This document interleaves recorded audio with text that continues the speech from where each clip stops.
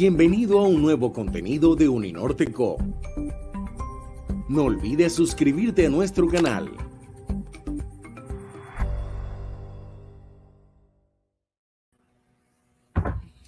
Hola, muy buenos días a todas y todos. Bienvenidos a este espacio. Es el espacio del área básica del Departamento de Derecho de la Universidad del Norte. Lo hemos llamado Diálogos y Debates y la idea es tener este espacio al menos 2 o 3 veces por semestre. En esta primera ocasión vamos a hablar sobre, teniendo como excusa el cumpleaños de la Constitución de 1991, los 30 años de la Constitución del 91, los 200 años de la Constitución de 1821, vamos a estar reflexionando con los miembros del área acerca de este tema de los cambios constitucionales y cambios inconstitucionales. Voy a presentarles rápidamente a los miembros del área. Estoy yo, Iván Maecha. Tengo a mi cargo las materias de teoría del derecho y de filosofía del derecho. Tenemos a Carlos Orozco, que tiene a su cargo las materias de sociología jurídica, Germán Sandoval, que tiene a su cargo las materias de historia del derecho y también de filosofía del derecho, Juan Pablo Izaza, que tiene a su cargo materias como argumentación jurídica e interpretación legal y constitucional, y finalmente a Judith Echavarría, que tiene a su cargo la materia de metodología de investigación. Antes de empezar con nuestro evento, le voy a dar la palabra a nuestro señor decano, que quiere pues decir algunas cosas sobre este evento y los eventos en general. Señor decano, por favor. Buenos días, Iván. Buenos días a todos y todas. Muchas gracias por la invitación. En realidad, bueno, como saben, es mi primera vez acompañándonos en estos diálogos y debates, cambios inconstitucionales, como se llama la edición del día de hoy. Y en verdad yo simplemente quería robarme unos minutos de su tiempo para darles la bienvenida y también para hablarles, creo que la importancia de estos espacios. Y bueno, antes que nada agradezco la invitación a Carlos, Judith, Juan Pablo, Germán, Iván en este espacio, que para mí es muy importante porque en algunas ocasiones, e incluso aquí lo digo en mis épocas de estudiante, creemos que materias como filosofía del derecho, historia de la filosofía, sociología, argumentación, no tienen una aplicación práctica. Creemos que son simplemente materias teóricas que no tienen una aplicación práctica, pero en realidad yo creo que materias como estas y estos espacios en particular de diálogos y debates son bien importantes porque desde estas materias y con estos conocimientos y bases teóricas podemos aproximarnos a problemas del día a día y de una gran trascendencia como lo son los cambios constitucionales. Por ejemplo, los temas que vamos a discutir el día de hoy, y aquí también yo voy a ser espectador de las discusiones de ustedes, creo que son reflexiones prácticas en torno a cambios constitucionales que nos afectan a todos los ciudadanos por igual, e incluso creo que el propio título de estos diálogos es atrevido, pero necesario tener estas discusiones porque también sugiere que incluso reformas constitucionales pueden contrariar el espíritu mismo de la Constitución y por qué no del constituyente primario. Entonces, reflexiones como estas no solo nos demuestran la aplicación práctica de estas materias tan importantes que están comprendidas en el área básica, sino también la razón de ser incluso de muchas modificaciones que estamos viendo hoy en día y de problemáticas jurídicas. También nos permite de una manera reflexiva entender el porqué de esos cambios. En este caso, por poner un ejemplo, cambios constitucionales son importantes, por qué se dan y cómo nos afectan en el día a día, ¿no? Entonces, bueno, yo sin mayor preámbulo, yo te doy la palabra, Iván, y en verdad lo felicito por estos espacios, creo que son importantes, es importante mantenerlos, y a los estudiantes, pues una invitación a que sigan asistiendo, porque esta es una forma también de aplicar todos esos contenidos teóricos a la vida práctica y al ejercicio de su profesión. Entonces, bueno, sin mayor preámbulo, acá les doy la palabra a Judith, Juan Pablo, Iván, Carlos y Germán, y bueno, nuevamente muchas gracias por la invitación. Listo, muchísimas gracias, señor decano. Gracias por esas palabras y gracias por la introducción.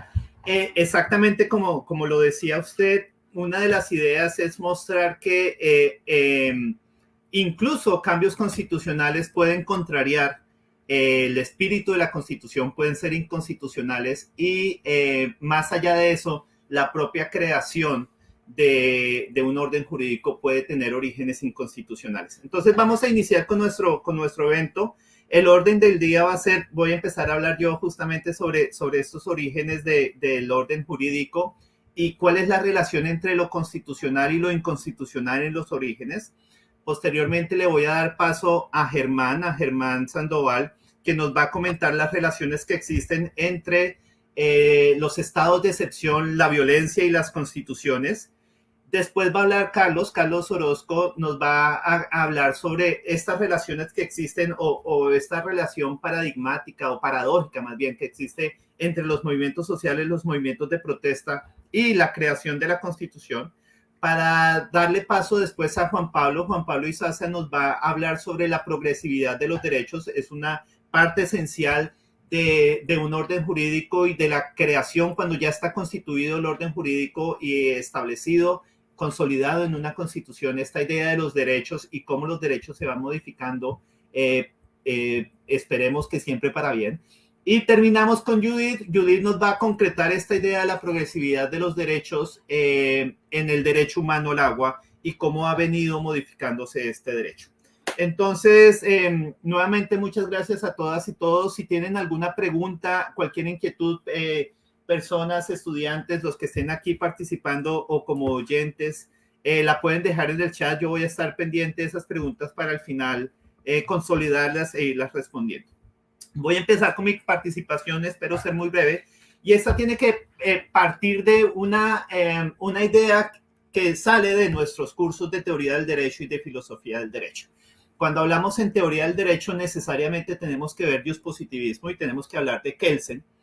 Y estudiando, leyendo, refiriéndonos a Kelsen, he venido pensando que hay una especie de contradicción o dilema en alguna de las cosas que nos dice Kelsen. Kelsen nos ha dicho que para establecer cómo una norma es jurídica o para determinar lo jurídico de una norma tenemos que ir a normas jurídicas anteriores o normas jurídicas superiores y que en última instancia tenemos que llegar a esta constitución y esta constitución tiene su juridicidad, se basa en constituciones anteriores hasta llegar a la primera constitución histórica.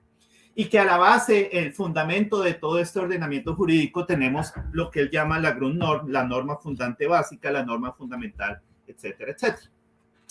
Y cuando me está diciendo acerca de esta norma fundamental, el capítulo 5 de Teoría Pura del Derecho, que a veces no es un capítulo que se lea mucho, que es donde me habla de la estructura jerárquica de las normas, me va a hablar del contenido y del significado de la norma fundamental. Y en algunos apartes Kelsen me dice, esa norma fundamental no es más sino la imposición, una imposición de la voluntad de unos sobre otros. Y que de eso él no puede hablar jurídicamente. Como no puede hablar jurídicamente del hecho de la imposición de la norma fundamental, él lo tiene que decir jurídicamente solamente como es una hipótesis. Y por eso en nuestras ideas comunes o tradicionales de la norma fundante, tenemos que la norma fundante es una hipótesis, un presupuesto hipotético, un presupuesto lógico trascendental, etcétera, etcétera. Hay básicamente 3 paginitas en las que Kelsen dice, voy a dejar de hablar un momento de lo jurídico. Nosotros sabemos que teoría pura del derecho es estrictamente lo jurídico. Voy a dejar de hablar un momento estrictamente de lo jurídico y les voy a decir cuál es el contenido de la norma fundamental. Ya no la forma, que es lo jurídico, sino de qué se trata la norma fundamental. Y cuando me habla de qué se trata la norma fundamental, me dice, la norma fundamental no es más sino esta imposición de la voluntad, no es más sino el hecho de que hay unas personas que obedecen las normas dictadas por otras personas y punto. Independientemente de cuáles son las razones por las cuales unas personas imponen su voluntad, lo importante es que otras personas la obedezcan, sean por los medios que sean. Y en la parte 30 de ese capítulo 5, que él se me habla de cuál es el contenido de la norma fundamental y me va a decir, en los orígenes de la norma fundamental, en los orígenes de cualquier ordenamiento jurídico, siempre está lo ilegal, siempre está lo inconstitucional. En los orígenes de lo democrático, siempre está lo antidemocrático. Y me va a tratar de explicar en esa paginita, en esas 2 páginas, a qué se refiere con esta idea de que los orígenes son lo democrático, lo antidemocrático, lo ilegal, lo inconstitucional. Y me dice, mire, si revisamos cuáles son los orígenes de todos los ordenamientos jurídicos, nos vamos a encontrar que son 2 situaciones. Eso es capítulo 5, teoría pura del derecho. 2 situaciones. Por un lado, tenemos la imposición del poder de unos sobre otros que sigue a una revolución, a una guerra, a un estado de un golpe de estado, etcétera, etcétera. Y por otro lado, tenemos la imposición de unos sobre otros democráticamente establecida. Una asamblea impone su voluntad. ¿Listo? Kelsen me dice, mire, cuando vemos esta asamblea que impone su voluntad, es solamente los intereses de unos que se nombran a sí mismos representantes sobre los intereses de otros que son supuestamente los representados. Pero esos representantes nunca van a poder representar a todos. Los representantes solamente representan a algunos. Y cuando los representantes se establecen como representantes, lo único que están haciendo es representando sus propios intereses o los intereses de algunos, pero nunca van a poder representar los intereses de todos. ¿Esto qué quiere decir? Que incluso cuando es una asamblea, el origen del ordenamiento jurídico, esta asamblea no es democrática. Y solamente después de que se establece lo democrático es que cobija de legalidad, cobija de juridicidad a sus actos anteriores. Esto, digamos, Kelsen me lo dice en esos 2 capitulitos, el 30 y el 31, y después me dice, por eso en los orígenes de un ordenamiento jurídico siempre hay un ejercicio del poder, siempre es un ejercicio del poder antidemocrático, siempre es un ejercicio del poder ilegal porque nunca está de acuerdo con las constituciones anteriores y generalmente deviene de una imposición a la fuerza que tiene que ver con esta idea de la guerra, la revolución y demás. Entonces tenemos estas ideas que vemos nosotros en nuestros cursos de teoría del derecho y después decimos, pero ¿para qué me sirve Kelsen si suponemos que es algo teórico?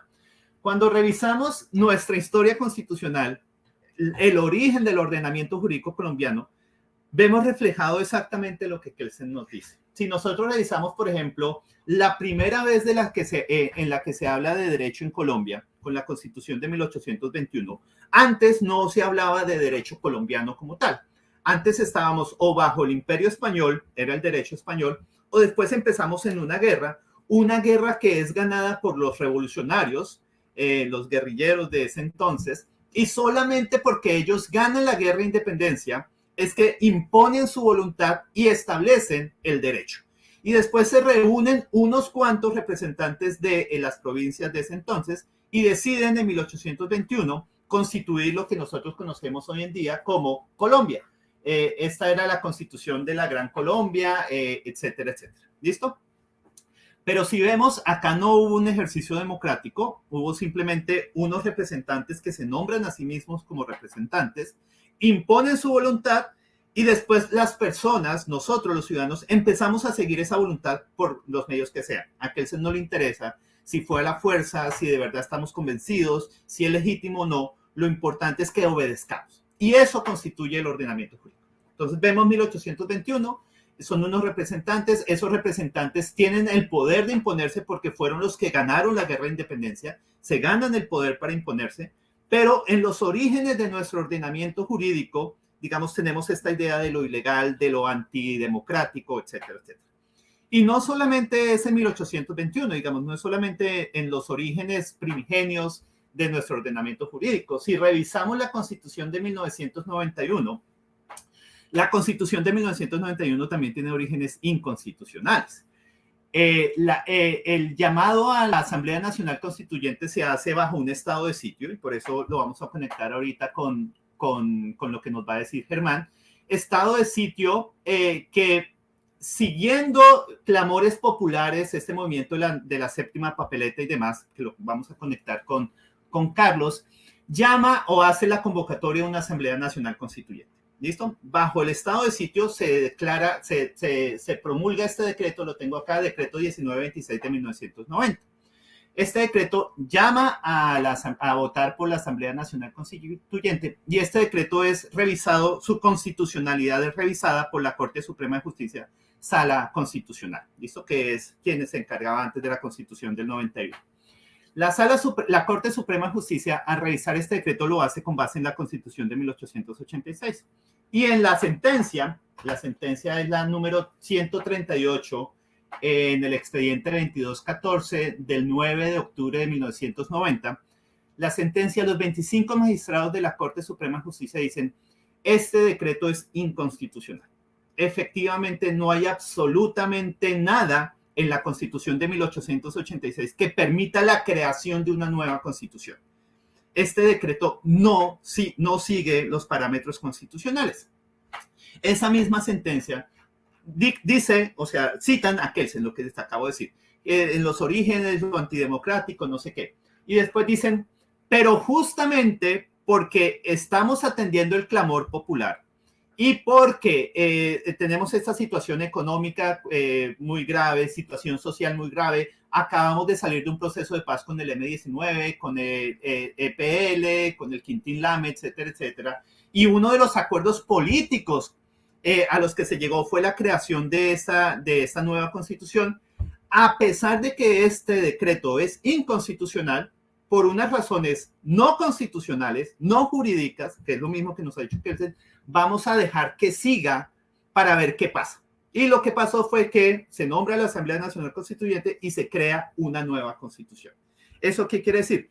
Que a los orígenes de la Constitución del 91 son inconstitucionales a la luz de la Constitución de 1886, pero que después, una vez está estatuida, una vez está constituida, una vez es promulgada, cobija con legalidad, con legitimidad, con juridicidad, todos sus actos anteriores. Entonces, por eso nosotros decimos que la Constitución del 91 es jurídica. Es jurídica en este sentido de que está cobijada por la norma fundamental que él se me ha dicho, es solamente un presupuesto que debemos creer, que debemos postular. Si no lo postulamos, no podemos decir que el orden jurídico es jurídico. Como tenemos que creer que la Constitución del 91 es jurídica, por eso es jurídica. Y en últimas, eso es el contenido de la norma fundamental, solamente lo que refleja la creencia intersubjetiva de que algo necesariamente debe ser derecho. Y, digamos, en ese sentido, Kelsen me ayudaría para entender por qué razón, a pesar de que la Constitución es inconstitucional, sigue siendo jurídica. Como vemos, digamos, tenemos que irnos a los orígenes y demás, pero acá lo conectamos con muchas de las cosas que vemos hoy en día. ¿Por qué razón algunas de las decisiones que se toman en estado de excepción, la pandemia fue un estado de excepción, son jurídicas a pesar de que sean inconstitucionales? ¿Son o no son inconstitucionales? ¿Por qué razón podemos o no podemos modificar hasta cierto sentido lo que dice la Constitución? ¿Hasta qué punto hay reformas que son constitucionales y otras que son inconstitucionales? De todo esto es de lo que vamos a hablar de ahora en adelante. Le voy a dar paso a Germán. Germán nos va a hablar acerca de los estados de excepción y cuál es su relación con la constitución de un ordenamiento jurídico. Hola Germán, ¿cómo estás? Dale. Don Iván, muchas gracias. Bueno, pues primeramente quiero agradecer a la iniciativa del área de tener estos diálogos, estos debates que son sumamente productivos. Y por supuesto también a la Universidad del Norte, pues para darnos el espacio y pues la confianza de transmitir en esta clase de debates y diálogos. Miren, mi tema está muy relacionado con la noción de estados de excepción, con la noción del estado de sitio, pero tiene una relación un poco más, ¿cómo decirlo?, transhistórica, teórica, que logra una pregunta, que es la que quiero resolver. Y la pregunta es, digamos, el punto más importante con el que cerramos, es la conclusión. Así es de que voy a hacer una serie de argumentos para llegar a esa pregunta. Voy a poner mi cronómetro para no pasarme demasiado. Bueno, pues Estamos hoy en día en una sociedad en donde definitivamente lo más importante, de manera un poco perversa, es la imagen, ¿no? Estamos totalmente supeditados al mundo de las representaciones, y este mundo de las representaciones de pronto crea pues unas cosas que no son. Crea imágenes y crea, diría quizás Walter Benjamin, fantasmagorías sobre algo que creemos que es, pero no es así. Y para eso, pues vale la pena preguntarnos cuál es la apariencia de nuestras constituciones y cuál es la realidad de nuestros sistemas constitucionales. Es decir, qué tan bonito se ve en el espejo nuestra constitución y qué tan en realidad sirve esa constitución de acuerdo a su espíritu y sus contenidos. Y eso es lo que estamos por charlar en este punto de partida. Quisiera que entendamos a la Constitución con tres principales enunciaciones. El primero es como una representación de una imagen del mundo. ¿Qué significa eso? Bueno, pues es literalmente todas las aspiraciones, todas las categorías, conceptos que tenemos, como por ejemplo la noción del tiempo, la noción de la naturaleza, la noción del espacio, la noción de la soberanía, son representaciones de la imagen del tiempo, la imagen del mundo.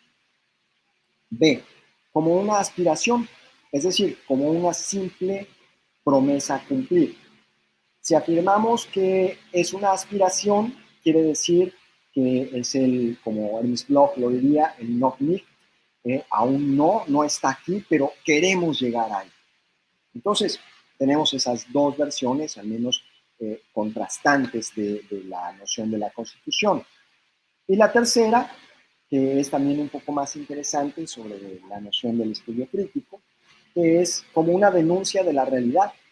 Es decir, creo la Constitución con un fundamento tan específico, con una serie de conceptos que necesito plantear como algo que existe para negar la realidad que tengo el día de hoy, porque esa realidad que vivo es totalmente opuesta a lo que está en mi aspiración. Entonces, tenemos estos tres puntos para entender la Constitución. Y tendríamos que preguntarnos de entrada en dónde podemos encontrar a nuestra Constitución o a la Constitución del 91. Sí, como una representación de una imagen del mundo, que me parece eso entra de manera muy general en cualquiera, pero como una promesa o como una negación. Y ahí creo que es parte del espíritu de esta charla. En ese mismo punto tendremos que revisar, obviamente, cuáles fueron los procesos de unificación, cómo se llega a una constitución, pues, de qué manera podemos estar de frente a un proceso constitucional y de qué manera podemos estar de una manera distorsionada como un ejercicio de administración de la fuerza, de la violencia, que se hace pasar por un proceso constitucional. Y para entender esta cuestión, tendríamos que hacernos una pregunta simple. La idea sería, ¿es lo mismo hablar de una constitución en los procesos nacionalistas decimonónicos de los imperios coloniales que de las colonias? ¿Es lo mismo hablar de las constituciones que se crearon en los imperios como Prusia, Francia, Portugal, que de Colombia, México? Y ahí, antes de arriesgarnos en una respuesta, tendríamos que decir y circunscribir las condiciones históricas a una condición, y es la dependencia simbólica. Porque si simplemente decimos sí es lo mismo, entonces, ojo, invisibilizamos la exclusión y totalizamos la noción de minorías como totalidad social. ¿Por qué? Bueno, porque entonces estamos diciendo que el grupo emancipado de los independentistas eran la totalidad de la nación y que construyeron como un nuevo artefacto, como una nueva producción sintética de la realidad, un nuevo elemento de un mundo totalmente universalizado. Es decir, que las diferencias culturales están homogenizadas en esta representación. Y en el caso de que digamos que no es lo mismo hablar de las construcciones independientes de los imperios y después de las excolonias, entonces tendríamos que visibilizar la exclusión y violencia e imposición como contenido unificador. Fíjense lo interesante. Si empezamos a observar que no es lo mismo y empezamos a analizar la idea de las constituciones excoloniales, entonces abiertamente observamos un proceso doble de violencia y de exclusión. Ya van entendiendo hacia dónde vamos por estado de excepción. Vamos hacia allá. Mis alumnos de filosofía del derecho ya están entendiendo. En este punto tendríamos que hacernos entonces la aclaración de que las constituciones independentistas traducen una sola lógica del mundo en lo consecuente exclusión. Es decir, imponen en un código interpretativo el idioma, las instituciones políticas, los derechos y los sujetos de derecho.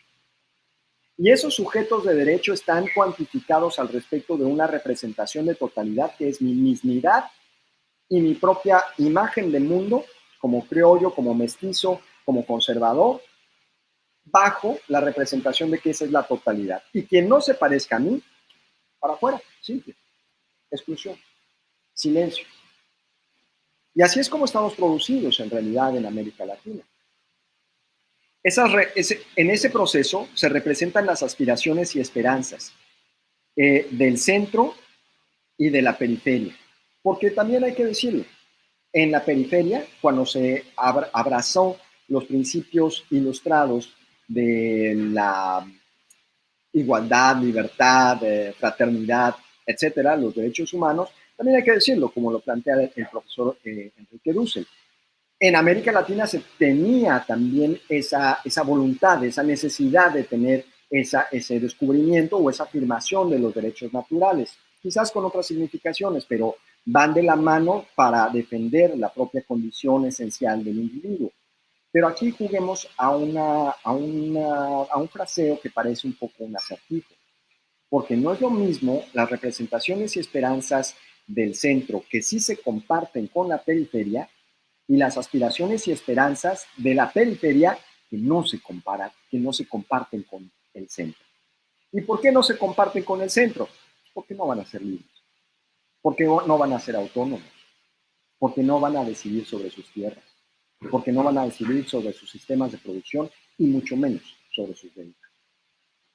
Precisamente ese es el punto en donde tenemos que analizar los procesos constitucionales como representaciones, como lo decía anteriormente en la segmentación, es una imagen de mundo, pero no es una imagen de mundo universal, es universable, que deja de lado, fuera, representaciones y aspiraciones de los excluidos. Entonces, por ejemplo, en los fundamentos de la Ilustración, que son compatibles con la periferia, pues podemos tener esa idea de los derechos, ¿no? Pero, por ejemplo, un derecho superclásico, para ponerlo en contexto, sería la propiedad. Pero la Ilustración solamente se construyó en una clase de propiedad, la propiedad privada. En la experiencia, por ejemplo, de la Revolución Mexicana, de la Constitución de 1917, nacida después de la Revolución, se ampliaron los sectores de interpretación de la propiedad privada hacia la noción de la propiedad comunal. Pero esa propiedad comunal venía peleándose por el campesinado e indígenas que tenían otras representaciones de mundo. Entonces, en ese proceso, la periferia tiene idiomas, visiones de mundo, instituciones jurídicas, políticas y sujetos de derecho que no son necesarias y esencialmente los representados en la Constitución. Y aquí podemos caer en un problema, en un dilema sobre la inclusión de las minorías. Pero cuidado, no seamos tan arriesgados. Porque recordemos una cuestión. ¿Quiénes eran mayorías en los procesos independentistas? Los criollos. ¿De veras? Obviamente ellos eran la minoría. La representación de esa convicción es la que generó una totalidad marginando al resto hacia la exclusión. Precisamente eso es lo que de manera posterior se habla con el profesor Boaventura de Sousa Santos al respecto de precontractualismo al postcontractualismo. Ya llegaré a eso en breve. Llevo 10 minutos, voy a utilizar 10 minutos más y cierro. Estas constituciones entonces tienen un momento específico en las independentistas, es justamente el proceso que hablaba Iván, dentro de la producción del capitalismo.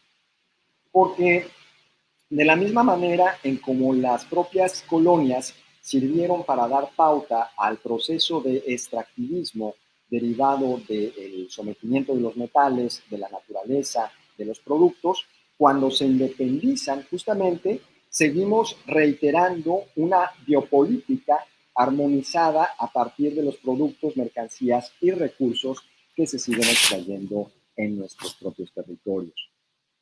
Por eso, hablar hoy de la Constitución tiene entonces dos condiciones. O hablamos de la condición que impone la noción del ser, es decir, de la racionalidad hacia arriba, en donde las instituciones son validadas racionalmente, o hablamos de las constituciones de herencia colonial que son supuestas y afanadas a partir de la construcción del no ser. En otras palabras, a partir de la construcción de los estados de excepción. Entonces, esto nos llevaría justamente a entender que la noción de los estados de excepción sirven para, en los márgenes de producción, tanto económica, de los actores, de las instituciones políticas, en el momento de las desviaciones que buscan los actores contrahegemónicos para afianzar las posibilidades de transformación, se utiliza el estado de excepción como un medio de iteración y totalmente de sometimiento. Bajo esa noción, entonces, tendríamos que preguntarnos políticamente 4 cuestiones. Primera, nacionalismo. Segunda, cohesión social. Tercera, legitimación política en el siglo XIX. Cuarta, y la más peligrosa de todas, inclusión. Y esas 4 fueron respondidas a partir de una cuestión: Estado de Derecho. Ya tenemos nuestra Constitución, ya tenemos nuestro pacto social, ya tenemos nuestro ejercicio totalmente afianzado dentro del carácter constitucional, entonces se entiende que ese es nuestro pacto y esa es la unidad total. Si hay actores excluidos, están excluidos por su propia naturaleza. Si hay instituciones excluidas por su propia naturaleza, se excluyen. Pero algo que debemos de tomar muy en cuenta es que esas producciones lo que está incluido es lo que se necesita de acuerdo a la condición biopolítica del sistema mundo, diría Wallerstein. Y en ese sistema mundo entendemos que los contenidos normales de la Constitución van relacionados con la colonialidad del poder de Quijano. Y esa colonialidad del poder organiza a los actores como una universalidad, dejando a los excluidos como minorías. Por ello, se utiliza justamente la noción conservadora de la violencia de Walter Benjamin para establecer justamente lo que el autor sostiene como un estado de excepción permanente. Para los excluidos desde abajo, la noción del Estado de Derecho se constituye como un estado de excepción permanente. Y en esa condición... 2 minutitos, hermano. Perdón, pero es que llevo 13 minutos. Bueno, aquí, ¿no? Sí, por eso 2 minutitos. Bueno, entonces, dentro de ese punto, el tercer mundo se diseñó internacionalmente como herencia colonial en la fase del imperialismo del capital. Por ello, a pesar de los intentos de los procesos de descolonización de la ONU, las excolonias y sus diferentes latitudes siguen subordinadas de manera internacional y local a los contenidos de esa imagen de mundo, por lo cual la noción de el estado de excepción sigue vigente como un proceso de dependencia de instalaciones de políticas extrañas. Tengo que abreviar un poco en este punto, pero regresando hacia el por qué estoy narrando toda esta cuestión, es por un hecho muy simple. Porque si la Constitución del 91 puede plantear este parteaguas entre haber abandonado los estados de excepción y continuar en un estado de derecho, pues tendría de entrada que emanciparse de la figura impuesta por la doctrina norteamericana del enemigo interno. y empezar las instituciones a pensar lejos de un posicionamiento de crispación social a partir de la búsqueda del enemigo, desde la refundamentación del ejercicio horizontal de la inclusión. Si tenemos entonces que la Constitución representa un antes y un después, tendríamos que pensar si en la mente colectiva e institucional se ha abandonado el ejercicio autoritario del estado de excepción, si la inclusión es posible o solo es una retórica demagógica que sirve para el opuesto. Si la Constitución del 91 avanzó, entonces tendríamos que evidenciar la inexistencia de la doctrina del enemigo interno, del odio al diferente, de la marginación al indígena, de la violencia a la mujer y del fomento de los discursos de odio como manipulación democrática y política. Si hubo un antes y un después, no solo es cosa de la Constitución, sino de la decisión de qué lado estar y de qué clase de sociedad se quiere crear. Por eso la pregunta y el título de esta ponencia se llama ¿y usted de qué lado está? Muchas gracias. Listo, Germán, muchísimas gracias. Qué pena haberlo interrumpido así, pero sí, como tenemos estas restricciones de tiempo, igual ahorita vamos a tener tiempo de discutir y ya tomé aquí unos apuntes y ya hay preguntas en el chat para que siga extendiéndose. Habíamos quedado entre 15 y 20, pero está bien. Bueno, igual 15. Listo, le vamos a dar la palabra a Carlos. Hola, Carlos. Carlos nos va a hablar sobre las relaciones entre movimientos sociales, protestas y constitución. Dale, Carlos. Muchas gracias, profesor Iván, y muchas gracias al resto de compañeros, el profesor Germán, a la profesora Judith Echeverría y al profesor Juan Pablo Izaza por participar en esta actividad. Y bueno, muy contentos también del apoyo de parte de la Universidad del Norte respecto a estos temas que hacen parte del área básica y que encontramos fundamentales en las discusiones contemporáneas sobre los fenómenos sociales que nos preocupan como profesores de Derecho en este espacio que se va a realizar semestralmente en varias ocasiones, titulado Diálogos y Debates. Bien, mi interés en la participación en este evento en particular es la de aportar a la reflexión que ya ha realizado el profesor Iván Maecha respecto a cómo hay un cierto momento ilegal o inconstitucional previo a la formación o constitución de un orden. Esa constitución de un orden, ha expresado ahora el profesor Germán Sandoval, tiene detrás una cierta violencia, o por lo menos así se ha configurado históricamente desde el punto de vista del colonizador. Una cierta violencia que ya Walter Benjamin, en su clásica crítica, texto de crítica de la violencia, ha plasmado. Bueno, mi interés ahora es trasladarnos hacia lo que desde el punto de vista sociológico se puede decir respecto a los movimientos de protesta. Nosotros hemos presenciado en los últimos 2 años un aumento preocupante de la estigmatización por parte del gobierno y de la criminalización de la protesta social en Colombia. Bien, yo quisiera, ya que esa criminalización de la protesta social en Colombia ha llevado a que el país en cierta forma se polarice hacia quienes están a favor del actuar de la policía, por ejemplo el gobierno, recuerden ustedes aquel septiembre del año pasado, la noche del 10 de septiembre, después de 13 muertos en situaciones sin explicación todavía y sin responsables todavía, después de un año, el presidente de la República da una alocución con el uniforme de la policía, apoyando a la policía, cuando en realidad debería preocuparse por las graves violaciones de derechos humanos que han ocurrido la noche anterior. Entonces, tratemos de salirnos de esa idea un poco polarizada de los movimientos sociales, de los movimientos de protesta, de la protesta social, que tiene más bien un tinte ideológico, en el sentido marxiano, y tratemos de llevarlo hacia una teorización que nos permita observar el fenómeno social de los movimientos de protesta de una forma un poco más tomando distancia, más allá de lo que nosotros queremos que sean los movimientos de protesta. Lo vamos a hacer a través de una teoría fuerte, una teoría seria, una teoría de la sociedad. Son pocas las teorías de la sociedad que existen en la actualidad. La sociología en eso está en deuda. Desde los años 70 se sabe que hay una crisis teórica porque es difícil encontrar una teoría con pretensiones de universalidad que logre abarcar los fenómenos sociales como lo hacen pocas teorías de las que conocemos.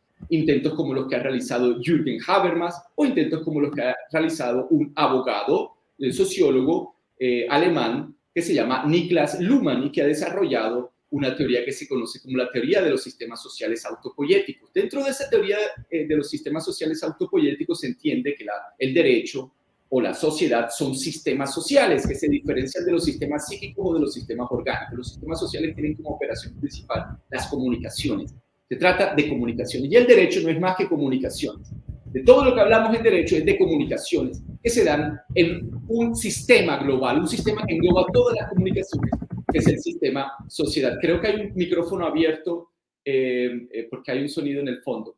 Bien, entonces este sistema sociedad produce comunicaciones de todo tipo, pero también produce unas contradicciones, unas paradojas. Y nosotros hoy vamos a hablar de los movimientos de protesta como una paradoja de las sociedades modernas que tienen un tipo de diferenciación societaria que se conoce como funcional. Pero antes de toda esta complejidad, tratemos de dejar claro algunos puntos.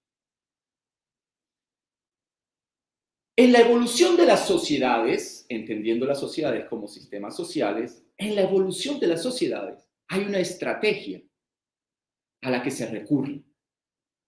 Así como Charles Darwin, cuando explicaba por allá en la segunda mitad del siglo XIX la evolución de los seres vivos, recurría a la idea de la selección natural, pues en la teoría de los sistemas sociales autopoyéticos, la evolución de las sociedades y de sus culturas, es decir, lo que se conoce como la evolución sociocultural, aparece como una estrategia, y esa estrategia va a ser la diferenciación. Muy similar a lo que ocurre con la selección natural, que es producto de procesos de diferenciación morfológicos y fisiológicos. Bueno, en las sociedades, en las sociedades entendidas como sistemas sociales, la diferenciación va a ser la estrategia evolutiva. Hay tres tipos de diferenciación en esta teoría: la diferenciación social, la diferenciación societaria y la diferenciación sistémica parcial o por sistemas parciales de la sociedad. Dentro de la primera diferenciación, la que se conoce como diferenciación social, encontramos que la teorización sociológica ha hablado de los sistemas sociales interacción social, como esta interacción que se está llevando en este momento a través de medios de difusión como es Internet o como la máquina que es la computadora o el teléfono. Están los sistemas sociales llamados organización, como la Universidad del Norte, como el Estado colombiano, como el Vaticano, como un equipo de fútbol, es decir, estos sistemas sociales se caracterizan por realizar comunicaciones más allá de la presencia física de los individuos. Y por eso las organizaciones solo aparecen en la evolución cuando aparece la escritura. En Mesopotamia, hace 5.000 años, aparecen las primeras organizaciones, que son el templo y el palacio. Pero también existen sistemas sociales como las sociedades. La sociedad, hoy en día se habla de la sociedad mundial, ya que no hay ningún límite en las comunicaciones, ya que es posible a través de la economía establecer unas relaciones mundiales. Los intercambios económicos no tienen límites y por eso se habla. Desde los años 70, 1971, publica Luhmann su texto Die Weltgesellschaft en alemán, la sociedad mundial, y de hecho también autores como Immanuel Wallerstein desde la economía, desde la historia de la economía, planteaban la idea del sistema mundo. En estas evoluciones aparecen además los movimientos de protesta. Entonces, punto de partida de lo que quiero traer hoy, de observar a los movimientos de protesta como un fenómeno social que desde la teoría de los sistemas sociales autopoyéticos y desde la evolución y la diferenciación que se da en esa teoría de los sistemas sociales autopoyéticos, los movimientos de protesta aparecen como unos sistemas sociales bien particulares. Primero, solo aparecen en las sociedades modernas. De hecho, un historiador, uno de los expertos más importantes que hay sobre movimientos sociales, Charles Tillich, en este texto, que se llama Movimientos Sociales, se lo recomiendo mucho porque es un texto clásico, a pesar que es reciente, donde Tillich deja algo así como una herencia, escrito también con Leslie Wood, deja como una herencia de lo que él considera son los movimientos sociales hasta el año 2008, donde ya está presente Facebook. Los movimientos sociales son un acontecimiento reciente y aparecen como una paradoja para el sistema social. Atención con esto. Sea que se proteste para una reforma constitucional que permita la reelección presidencial, o sea que se proteste para defender los derechos fundamentales, como han hecho los jóvenes y los estudiantes de Colombia, dando un ejemplo a las generaciones anteriores, me incluyo dentro de ellas. Jamás protesté cuando fui joven estudiante universitario, solo cuando estuve estudiando en Europa, porque sabía que allá no me iban a desaparecer o me iban a quitar un ojo, aunque estaba bastante equivocado si uno ve el encuentro de Génova del G8, donde no solamente pasó eso, sino que asesinaron a un joven. Pero digamos que estos movimientos de protesta aparecen como una paradoja para el sistema, sin importar si son protestas para expulsar a los extranjeros en Europa o si son protestas como las de Colombia, legítimas totalmente, legales, lo permite la Constitución, artículo 37, toda parte del pueblo puede reunirse y manifestarse pública y pacíficamente. Desde el punto de vista sociológico, esta posibilidad, que es una estructura normativa dada por la Constitución, una posibilidad que yo tengo como ciudadano colombiano de ejercer mi derecho constitucional a reunirme pacíficamente para protestar, desde el punto de vista de la teoría de los sistemas sociales autopoyéticos, es una paradoja. Es una paradoja porque en los movimientos sociales encontramos una protesta de la sociedad contra la sociedad. Es una comunicación, por eso es una paradoja, ¿no? Hay que entender que cuando uno habla de una paradoja, habla de las condiciones de posibilidad de una operación que, a la vez que son posibilidades para que se dé, son posibilidades para que no se dé. Es como cuando Epiménides, en la antigüedad, decía, esta frase es falsa. Eso es una paradoja.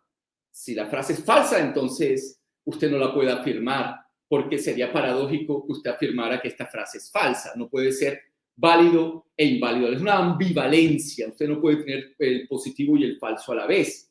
Pero eso es una paradoja. Y hay una paradoja en el artículo 37 de la Constitución Política de Colombia.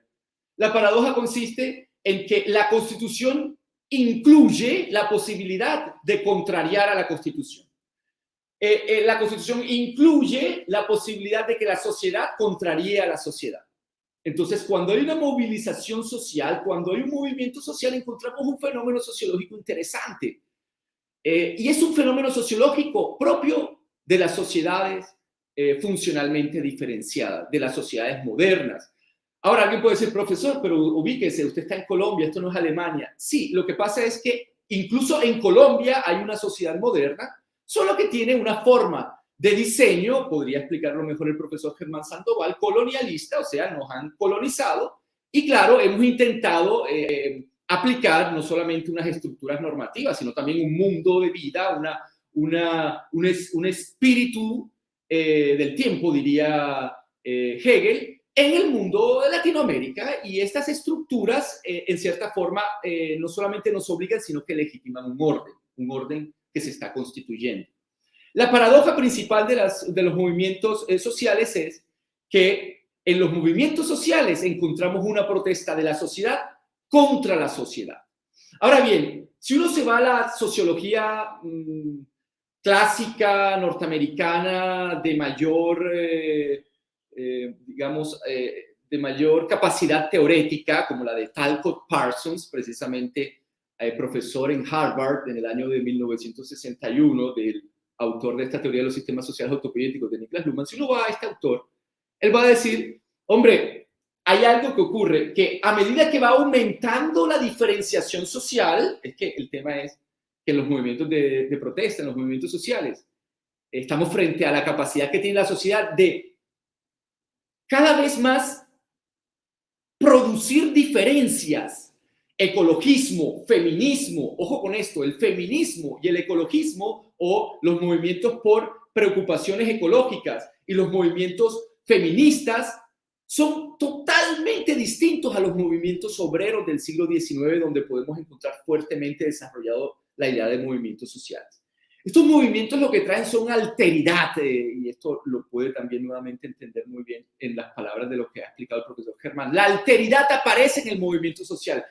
El movimiento social es una producción constante del orden social, o sea, la complejidad de la sociedad moderna radica en que ella es capaz de producir efectos que no pueden ser controlados y organizados normativamente. Uno de ellos es el incluir los movimientos de protesta. Es una posibilidad de transgresión normativa del orden social que no encontramos en sociedades estratificadas medievales o en sociedades de altas culturas premodernas como las de la antigua Grecia, la antigua Roma o la misma Mesopotamia, sino que la encontramos en la sociedad moderna y muy avanzada la sociedad moderna. Los movimientos sociales nacen, según el historiador Charles Tilly, quien ha tratado de rastrear sus orígenes, hacia 1768 en Inglaterra, y realmente podríamos considerar que con fuerza el movimiento obrero en el siglo XIX representó eso. Pero en el siglo XX y en el siglo XXI aparecieron movimientos sociales reivindicando una serie de derechos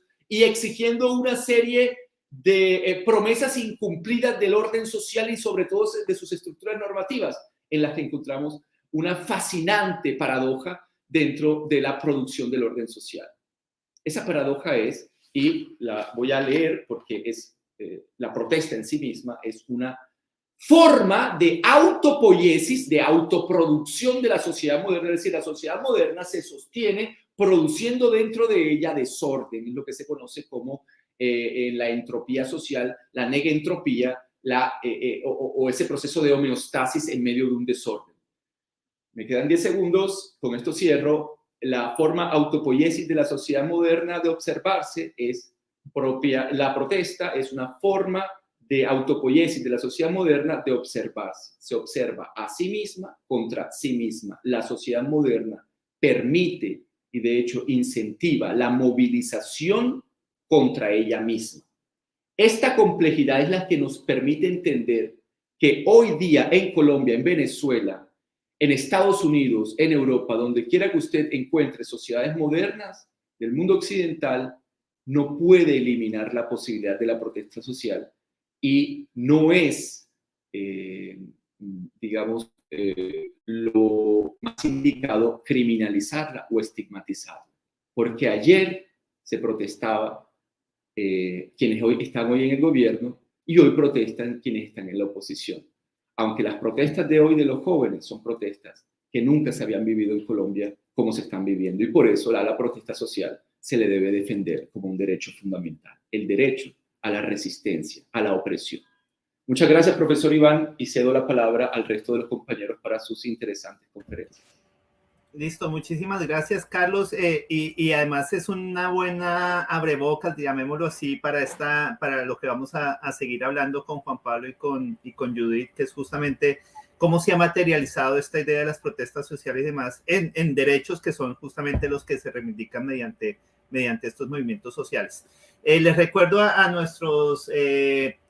nuestra querida teleaudiencia que si tienen preguntas, dudas, las pueden dejar en el chat. Ya he estado recogiendo aquí un par de preguntas para Germán y otras para Carlos. Sigan, por favor, preguntando. Después vamos a tener un momentico, una media hora, 40 minutos para resolver sus inquietudes. Juan Pablo, por favor, te cedo la palabra que nos vas a hablar sobre este tema interesante de progresividad de derechos. Dale.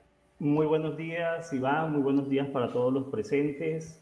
Pues quería plantearles que la Corte Constitucional había declarado inconstitucional la reforma que reglamentaba la cárcel perpetua para violadores de niños.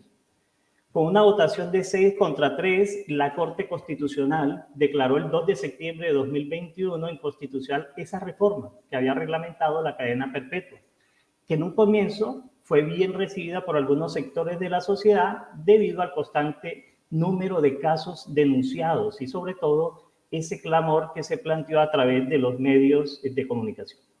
La sala había acogido los argumentos de la ponencia de la magistrada Cristina Pardo, quien se mostró de acuerdo con argumentos de una demanda presentada por el grupo de prisiones de la Universidad de los Andes. En esencia, esa querella sostenía que el acto legislativo por el cual se había creado esa ley de cadena perpetua desconocía principios tan importantes como la dignidad humana de los condenados. Consideraban, además, que lo que se debe buscar es la resocialización como una forma de garantizar esa dignidad humana de los condenados y que el Estado debería entonces de garantizar los medios para lograr que los reclusos se reintegraran a la sociedad. Entre los diferentes argumentos que tuvo la Corte para tumbar la cadena perpetua, para este caso, para los violadores de niños, era que se había sustituido la Constitución y se había violado el principio de no regresividad de los derechos humanos. Desde este caso concreto, nos va a servir de punto de partida para poder discutir en estos siguientes minutos acerca de qué es ese principio de progresividad, esa prohibición de no regresión y cómo procedimientos para dotar de racionalidad, diríamos, estos procedimientos de toma de decisiones que pueden afectar derechos fundamentales. Podemos decir entonces que el principio de progresividad va a ser una disposición legal de carácter interpretativa que va a establecer que los derechos no pueden ser objeto de disminución de manera tal que solo se deben aumentar y se deben garantizar por todos los diferentes medios existentes de manera gradual y progresiva. Quiere decir que este principio funciona a un nivel jurídico como un parámetro de interpretación en la legislación sobre derechos fundamentales y particularmente sobre los derechos sociales, económicos y culturales. Esto va a implicar entonces legislar tomando como referencia las leyes anteriores y buscando no regresar a las determinaciones ya logradas en el pasado. Aunque podemos decir que este principio, que parte de la dogmática jurídica y sobre todo desde el ámbito constitucional, surge en el derecho internacional de los derechos humanos, pero realmente tiene su origen en los debates citados en las teorías modernas de los sistemas de derechos fundamentales. Tenemos tanto académicos como Robert Alexis, Ronald Dworkin, donde han planteado en dichos debates la necesidad de atribuirle a los derechos fundamentales un carácter de prima facie, habida cuenta que las condiciones jurídicas y materiales de algunos ordenamientos evidenciaban la imposibilidad de garantizar la plenitud de los derechos fundamentales. Quiere decir que de esa manera se ha ido moldeando esta disposición, el principio de progresividad, que va a permitir garantizar la dignidad humana y de manera gradual destinando el máximo entonces de los recursos tanto materiales y jurídicos disponibles en el Estado.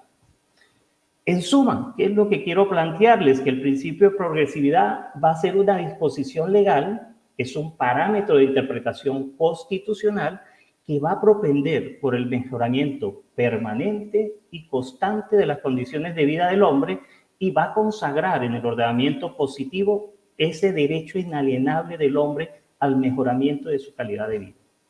Si lo decimos de otra manera, todavía más sencillo, el principio de progresividad funciona como una suerte de válvula en el sistema jurídico, en los sistemas de derecho, al no permitir que se pueda retroceder en los niveles de conquistas protectoras ya logradas.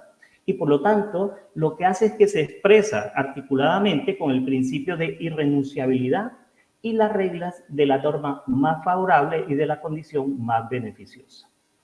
Si ya más o menos hemos tratado de plantear qué entendemos por el principio de progresividad, vamos a plantearnos qué es la no regresión o la prohibición de regresión. Si utilizamos a Christian Courtois, diríamos que la regresividad puede evaluarse en función de los resultados de una determinada política pública. Entonces hablaríamos de una regresividad de resultados. O en función del contenido de una determinada norma jurídica. Vamos a hablar de una regresividad de carácter normativo. Si hablamos de una regresión de los resultados de aplicar a los efectos de una política pública en comparación con un punto de partida, es en lo que se va entonces a entender como regresividad de la conducta que denota un detrimento o una situación de empeoramiento en la aplicación de una determinada política pública. Y allí lo que debemos hacer es tener en cuenta como un punto de comparación un parámetro establecido con anterioridad. Si vamos por el otro lado, quiere decir la regresión normativa, aquí es la aplicación o la extensión y o efectividad de los derechos contenidos en una determinada norma dentro del ordenamiento jurídico. Quiere decir que se entiende como regresiva aquella conducta que va a suprimir, va a limitar o va a restringir los beneficios o los derechos de la norma anterior que está siendo modificada, derogada o sustituida. Si vamos a entender entonces que existen medidas regresivas, y esas medidas regresivas son todas aquellas disposiciones o políticas cuya aplicación signifique un retroceso en el nivel del goce o ejercicio de un derecho protegido. Vale la pena entonces recordar que también ese carácter que se ha acotado en el tiempo de ciertas medidas regresivas que han surgido como consecuencia o a continuación de situaciones excepcionales, ellas tal vez van a permitir una evaluación distinta. Por lo tanto, lo que yo quisiera plantearles durante este tiempo, diríamos, de mi intervención, es cómo, si es una realidad, cómo debemos utilizar procedimientos que doten de racionalidad esas tomas de decisiones, donde en ciertas medidas algunas limitaciones a normas de derechos fundamentales pueden estar legitimadas. Y es allí donde trabajamos, diríamos, el principio de proporcionalidad, como una medida de ese control de la regresividad. Ese principio de proporcionalidad, que afortunadamente no es algo nuevo, ni deja de ser novedoso, pero sigue siendo útil y utilizado como uno de los principales criterios para dotar de racionalidad las decisiones, donde se va a someter a juicio una norma que interviene en una norma de derecho fundamental. Entonces, ese principio de proporcionalidad es un criterio que le va a permitir a nuestro Tribunal Constitucional aplicar una medida regresiva en torno a un determinado derecho fundamental, pero siempre y cuando dicha medida se acoja a criterios de idoneidad con los fines constitucionalmente legítimos, que sea necesaria para alcanzar un objetivo superior, o que las ventajas derivadas de compensar los sacrificios de esa regresión implica para la sociedad en general. Si tomamos, diríamos, apartes de Bernal Pulido, nos plantea entonces que ese principio de proporcionalidad se sustenta o se basa en 3 reglas, vamos a llamarlos en 3 subprincipios, y estos emanan del derecho constitucional alemán, y estas han sido adoptadas por la gran mayoría de los ordenamientos constitucionales del mundo, incluido el nuestro, incluido el colombiano. Estas 3 subreglas, subcriterios, subprincipios, subtest son los ya conocidos de idoneidad, que quiere decir que toda intervención que realice la Corte que realice sobre los derechos fundamentales debe ser idónea en función de ¿qué? De alcanzar ese fin constitucionalmente legítimo. El subprincipio de necesidad, esto quiere decir de que todas las medidas en consideración para intervenir los derechos fundamentales, la Corte deberá aplicar la más favorable para alcanzar el objetivo perseguido. Quiere decir que dentro de todos los medios idóneos debe escoger el que menos afectación produce al derecho que está siendo objeto de la intervención estatal. Y tercero, ese es su principio de proporcionalidad en sentido estricto, o más conocido por todos de manera general como el de ponderación. Quiere decir que la importancia que reviste el objetivo perseguido con esa regresión debe estar en adecuada relación con el significado del derecho intervenido. Quiere decir que si no se cumplen estos subprincipios, esa medida regresiva es considerada ilegítima, inconstitucional. Sería el filtro que podría tener entonces este Tribunal Constitucional para poder tomar decisiones cuando existe una medida que genera afectaciones en el curso de desarrollo de una norma de derecho fundamental. Quiere decir que toda intervención que se realice en los derechos fundamentales que no logre observar las exigencias de estos subprincipios, pues va a ser considerada ilegítima y por lo tanto deberá ser declarada inconstitucional. ¿Qué podemos entonces plantear? Que la aplicación de este principio de proporcionalidad entonces va a presuponer que una medida del poder de lo público que representa una intervención en un derecho fundamental, quiere decir que lo afecte de manera negativa, o bien, o lo sea, que esté anulando, aboliendo, lo esté restringiendo, lo esté suprimiendo, debe ser, diríamos, adscrita de prima facie a la disposición constitucional que va entonces a tipificar ese derecho objeto de esa intervención. Quiere decir que si la medida de intervención supera entonces nuestro test con esos subprincipios de proporcionalidad, entonces esa medida será válida definitivamente como una restricción en ese derecho correspondiente y ya no solamente de prima facie. Vamos entonces a plantearnos cómo no es algo novedoso, pero que sigue siendo muy útil, teniendo en cuenta el caso inicial que presentamos sobre ese acto legislativo que reformaba nuestro texto constitucional y que fue objeto posteriormente de demanda y que, diríamos afortunadamente, la Corte Constitucional logra, a través de un análisis detallado, aplicando diferentes procedimientos como este principio de proporcionalidad, llega a la conclusión que esta intervención a un derecho fundamental como la libertad y no permitiendo, diríamos, los límites que establece, digamos, el mismo Código Penal y la misma Constitución que establecía que no habrá penas perpetuas o condenas perpetuas, si estaba justificado o no. ¿Qué se identifica? Para aplicar el principio de proporcionalidad había una afectación, no solamente al derecho a la libertad, sino a la dignidad humana, como derecho que debería de una u otra manera tener un grado de jerarquía o una jerarquía axiológica móvil mayor dentro del ordenamiento jurídico. Lo que les trato de plantear es que si vamos a aplicar estos tres pasos, estos tres subprincipios, para poder regular medidas que puedan generar afectaciones a la progresividad de los derechos fundamentales, los pasos que deberían tener el juicio que se deben someter son los siguientes. Primero, hay que determinar si la medida limita, o sea, la medida que está limitando busca una finalidad constitucional. Segundo, identificar si esa medida es adecuada respecto al fin que pretende alcanzar. Tercero, si esta medida es necesaria para la realización de es decir, de este fin, lo que implica la no existencia de una alternativa que garantice en mayor medida el cumplimiento de este fin y que lo restrinja en menor medida. Y si es estrictamente, y aquí viene, si es estrictamente proporcional en relación con el fin que busca ser realizado y que no sea un sacrificio ni de valores ni de principios que tengan un mayor peso que el principio que se pretende satisfacer. ¿Qué quiere decir? En suma, podemos decir que la proporcionalidad de los derechos expuestas, diríamos, en obra tanto de Alexi como de diferentes autores más contemporáneos, se aplica entonces como una metodología de evaluación que nos va a permitir abordar la regresividad de un determinado principio o derecho en función de eso que llamamos peso.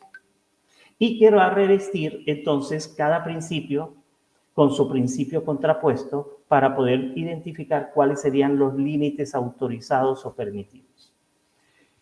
Como nuestro coordinador de nuestra sesión me plantea que ya van quedando muy pocos minutos, lo que quise es tratar de plantearle a esta discusión algunos elementos también teóricos para identificar, si bien es cierto que existen limitaciones a los derechos fundamentales, estas limitaciones pueden ser autorizadas, no todas están justificadas.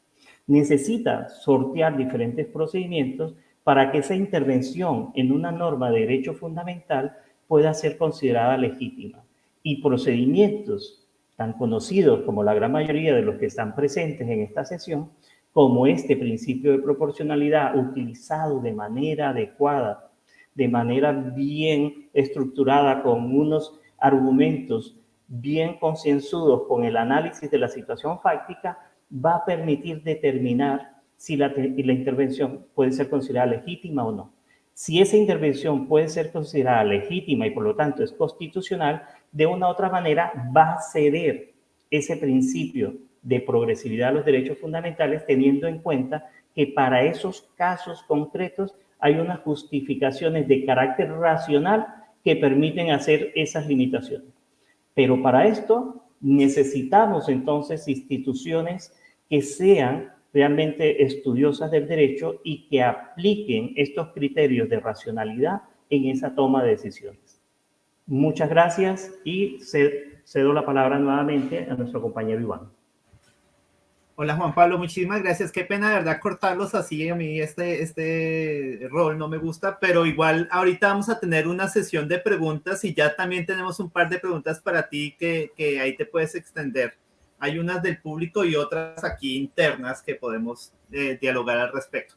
Le cedo la palabra a nuestra compañera Judith. Judith nos va a hablar sobre una concreción de esta idea de la progresividad de los derechos, nos va a hablar del derecho humano al agua y de cómo este derecho ha venido a convertirse en un derecho como tal, que hace años no lo era. Dale, Judith, muchas gracias. Bueno, muchas gracias a todos los que están aquí conectados y gracias a mis compañeros del área básica por permitirme este espacio. Yo pues traía mis puntos preparados, pero creo que voy a tratar de enlazar todo lo que traía preparado con las intervenciones de mis compañeros, porque yo voy a hablar del derecho humano al agua, que no está consagrado en la Constitución de 1991. Eso es importante. No es un derecho fundamental, a pesar de que es un derecho humano. Y eso, ¿por qué no lo es? Probablemente por lo que explicaba el profesor Iván Maecha, porque es un ejercicio de poder. Habría que mirar qué pasaba en el año 1991, qué deseaba la comunidad, entre esas me incluyo, qué deseábamos, y probablemente no se incluyó el agua como un derecho humano. Paradójico, como dice el doctor Orozco, pues sí, paradójico porque es que somos una potencia mundial hídrica, pero hay regiones con un fuerte estrés hídrico y a pesar de la abundancia no tienen, y otras a pesar de la abundancia no tienen agua potable. Y también pensando un poco en lo que decía el profesor Sandoval, no se ha mirado en este proceso el imaginario de los indígenas, que es bien interesante, sobre las fábricas de agua. Entonces, ¿qué ha pasado? ¿Cómo se ha garantizado ese derecho? Uniéndome un poco con lo que decía el profesor Juan Pablo sobre la progresividad, el Estado, amparado en ese principio, hace y alega y se defiende, demostrando que asigna sus mayores recursos y los esfuerzos frente a los años anteriores para garantizar la oferta del servicio público de agua potable y de los demás servicios públicos. Entonces, con eso les quería decir que en Colombia el agua no es un derecho fundamental. Es la ONU, en el año 2010, cuando establece que el agua potable es un derecho humano necesario para la satisfacción de las necesidades de la comunidad. ¿Cómo se ha garantizado el derecho en Colombia del agua y del agua potable? Básicamente por vía jurisprudencial y atendiendo más que todo al mínimo vital y más que el mínimo vital, al mínimo vital gratuito. A pesar de que somos una potencia hídrica, en este momento estoy trabajando con otros profesores un tema bien interesante sobre los desafíos que tiene el agua, sobre todo Colombia, frente a la posibilidad de venderla en la bolsa de valores. Ya es un hecho en algunas regiones del mundo. Entra un poco de pánico en Colombia. No es como lo imaginan, que van a salir barcos llenos de agua, sino es algo mucho más complejo, como es el agua virtual o la posibilidad de generar mucha energía para vender a través de las hidroeléctricas. Fortalezas que tiene Colombia. El agua en Colombia no es privada, no existe esa posibilidad, a pesar de que se crea que es así. El marco jurídico, que también es del siglo XIX, que habla de las aguas públicas, nosotros tenemos esa fortaleza, pero tenemos debilidades en el manejo de recursos de las cuencas. ¿Qué es lo que propongo? Además, quería decirles que del 100% del agua que existe en el mundo, solamente el 3% es agua dulce. Y de ese 3%, solamente el 0.9% es agua superficial. Y Colombia es potencia hídrica. O sea, hay las inmensas posibilidades de poder disfrutar del recurso. Pero el problema es el agua potable, el servicio público. ¿Cómo acceder ante una creciente contaminación de las fuentes hídricas? No solamente por lo que se dice todos los días, de la contaminación de las fábricas o de la agricultura, que es un contaminante increíble, sino del día a día. ¿Y cuál es ese mínimo vital? De eso les quería hablar un poquito. ¿Cómo se está garantizando? Básicamente, vía tutela se ha garantizado las decisiones para las comunidades, por decisión de jurisprudencia, a las comunidades indígenas, a las poblaciones vulnerables, a la población carcelaria. Y el Estado, amparado en ese principio de progresividad, demuestra que ha hecho los mayores esfuerzos. De hecho, Colombia subsidia toda la oferta del servicio, no se incluye en el costo tarifario y subsidia en parte digamos, la demanda del servicio. O sea, aquí existen muchos subsidios para garantizar, pero aún así no son suficientes para que todas las personas puedan disfrutar del servicio. Entonces hay que pensar, o yo propongo dividir el tema del agua en dos: el agua potable y el agua como recurso. Son dos cosas. Y en los dos casos no es solamente deber del Estado, sino también de los particulares, entendido por todas las personas que que nos beneficiamos del recurso. Por eso ya los estudios indican que vamos a trabajar sobre una madurez económica del agua, pensando en sistemas de gobernar el agua, que no tiene nada que ver con gobernabilidad, que se llama gobernanza, donde podamos, como ya está sucediendo en México, en España, podamos dividir el gobierno de las aguas por cuencas para evitar, o sea, para controlar desde el Estado el consumo de agua y evitar los excesos. También propongo, para que este derecho pueda ser garantizado y que nuestras fábricas de agua no se agoten, propongo control de la demanda. Suena un poco odioso, pero es así. Determinar el mínimo vital y el mínimo vital gratuito, que no está definido. Y les tengo una noticia mucho más triste. El mes pasado, el proyecto de actos legislativos que pretendía incluir el agua como un derecho humano, para que todas las personas aquí lo tengan, tienen derecho a acceso al agua de acuerdo con los principios de accesibilidad, calidad, disponibilidad, progresividad, y su uso prioritario para el consumo humano fue archivado por vencimiento de términos. Yo creo que con esto dejo una inmensa reflexión y les dejo dos tareas. Primero, ¿cómo vamos a determinar ese mínimo vital? ¿Y qué debe ser gratuito? Imaginemos que estamos acá en Barranquilla, tenemos audiencia seguramente de otras regiones del país, y estamos a esta hora, con este calor, e invitamos a todos los actores de la sociedad, a todos, sin distingo de ninguna condición, y los invitamos a correr a las 11 del día, y al terminar le decimos a todos que pueden tomar agua para calmar su sed y se pueden bañar. Yo le digo a mis estudiantes, esta asignatura yo no la imparto en pregrado, les digo, ¿con cuánto quedarían, con cuánta agua calmarían su sed? Esto es muy hipotético y es simplemente para recrear. Todos me dicen 1 litro, 1,5 litros. Yo les digo, ¿con cuánto quedaría el más rico del país, el más pobre, los niños? Todos, nadie necesita más de 1 o 2 litros para calmar la sed. Eso es el mínimo vital. Eso es lo que se tiene que garantizar como derecho humano.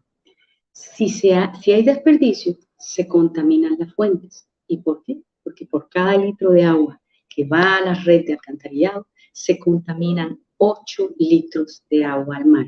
Y cada día, muy a pesar del principio de progresividad que nos hablaba el doctor Juan Pablo, va a ser más difícil para este Estado poder garantizar el agua con calidad, frecuencia y continuidad como establece la ley y la Constitución. Esas son mis reflexiones y mis propuestas. Propongo un nuevo modelo de gobernanza del agua, un control a la demanda y un compromiso de garantizar la fuente, las fábricas de agua. Algo sobre el calentamiento global. Si nosotros miramos una fotografía de un nevado en Colombia, nos damos cuenta que el nevado se va derritiendo de abajo hacia arriba. Por eso, si fuera el calentamiento fuera de afuera, se derritiera de arriba hacia abajo. Por tal razón, un compromiso de los estados es la siembra de árboles, que es lo único que garantiza o es el termostato de las fuentes subterráneas que son las que equilibran el calentamiento global. Esa es mi reflexión y, bueno, abierta al debate. Espero haber integrado, sin que fuera parte del programa, Iván, haber integrado pues todo lo que ustedes dijeron. Muchas gracias. No, gracias a ti, Judith, muchísimas gracias. Y yo creo que ya con digamos, con estos elementos podemos pasar como a dialogar, a debatir. Yo tengo algunas preguntas pues para cada uno de ustedes, pero quisiera pasar primero por las preguntas de nuestro querido público.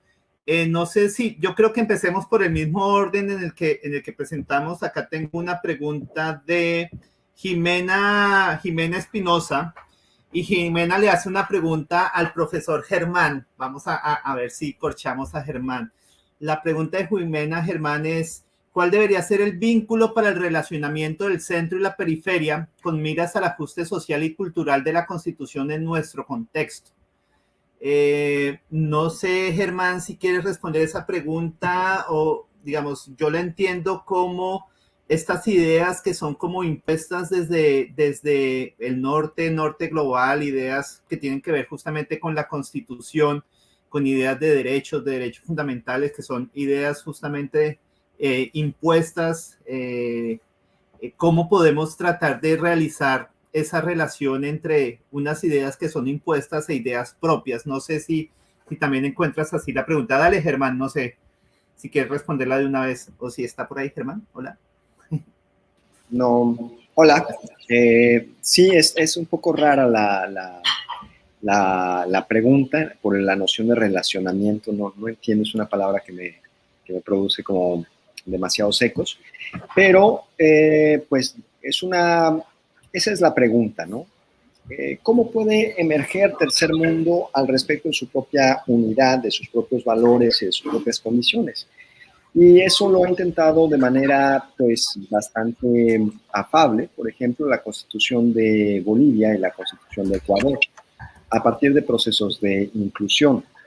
Y eso es algo que no debemos de dejar de lado. Cuando yo hablaba la noción de la exclusión desde el idioma, las visiones de mundo, pues es algo que parece que nosotros, teniendo el privilegio de la centralidad, de la representación, pues lo dejamos de lado, pero pues somos un porcentaje mínimo los que tenemos capacidad de estudiar, de estar hablando ahora en internet, de tener agua, ¿no? Somos un puñado de personas. La más de las personas que viven también aquí en Colombia, en el tercer mundo, pues no tienen esas condiciones. Y de pronto, cuando empezamos a pensar que las representaciones constitucionales van mucho de la mano de una lógica del mercado global, tanto del mercado de las ideas como también del supuesto económico, pues tendríamos que darnos el espacio de pensar qué necesitamos nosotros mismos, qué necesitamos al respecto de la inclusión, quiénes somos,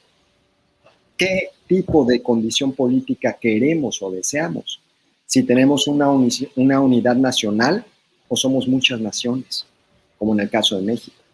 México no es un estado nacional, plurinacional, y está mal, porque no son son muchas naciones. Y el problema de la exclusión ha venido desde la centralización historiográfica y la representación de los sujetos, de los derechos, de los idiomas dentro de la Constitución. Entonces, en esa búsqueda, pues con eso voy concluyendo, la idea de relacionar el centro con la periferia, tendríamos primero que reconciliarnos con la idea de que somos periferia y no hacernos pasar como un centro de segunda, sino que más bien entendamos cuál es nuestro papel dentro de la función del mercado global, dentro de la función del sistema mundo, y entendamos que los recursos, la materia prima y la noción de la centralidad de nuestros derechos, por muy bonito que funcione en el mundo del derecho, en el mundo del pacto y del capitalismo gore, no hay espacio. Si se necesita, incluso en contra de nuestros derechos, lo van a tomar. Y ese es el punto de reflexión. No significa que no sirva el derecho, sino significa que más bien tenemos que gestionarlo políticamente para tratar de ampliar los sentidos del derecho, los sentidos políticos del derecho. Y creo que dentro de esa construcción hay que reconstruir precisamente los estados llamados tercermundos a partir de la naturalización de que hemos sido construidos como colonias y en esa propia afirmación tenemos que encontrar nuestra identidad. Y ese sería el primer paso, encontrar nuestra identidad.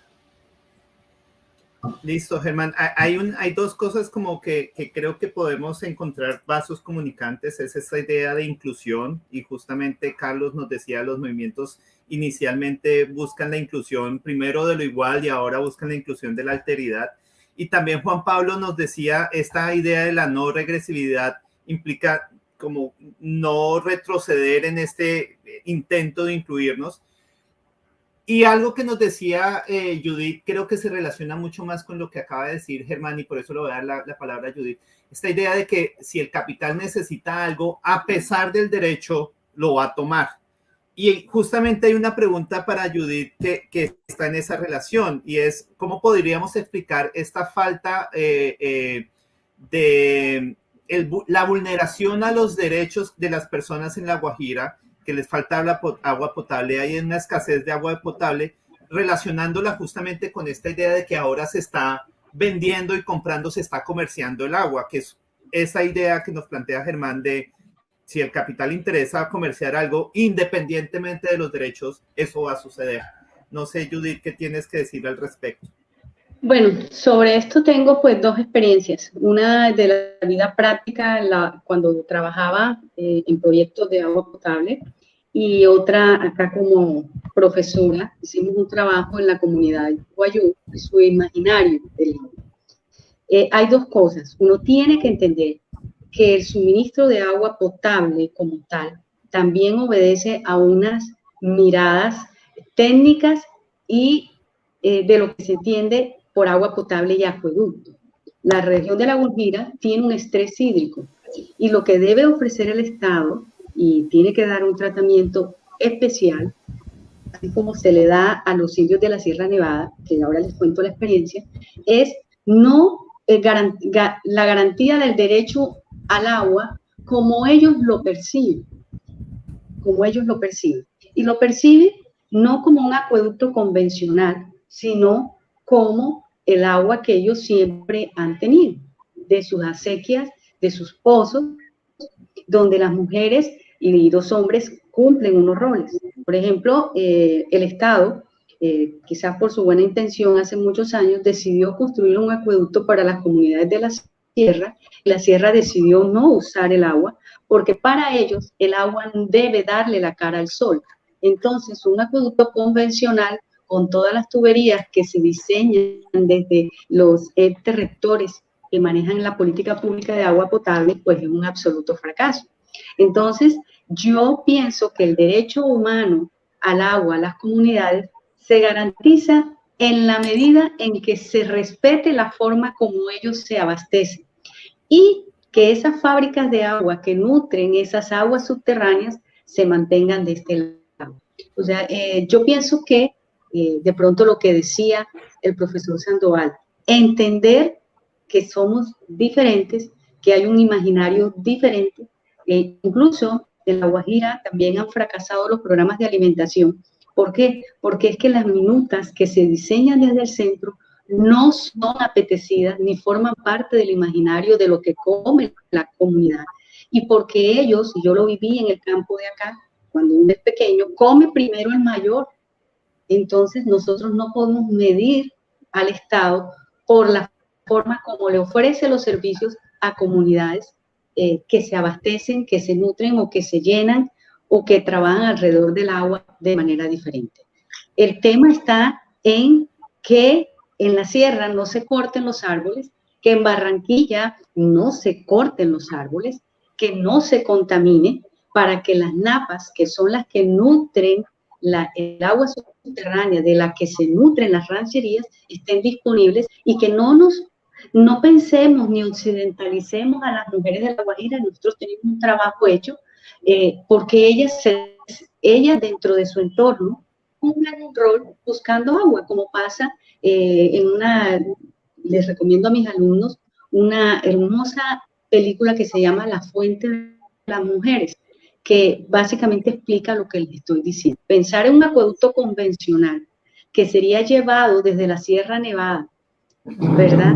Donde implica una cantidad de aditamentos extraños y ajenos a su imaginario, probablemente no sería la solución y sería un atentado para la cosmovisión de ellos. Esa es mi forma de pensar. Lógicamente acá tenemos un experto que es el profesor Sandoval en esos temas.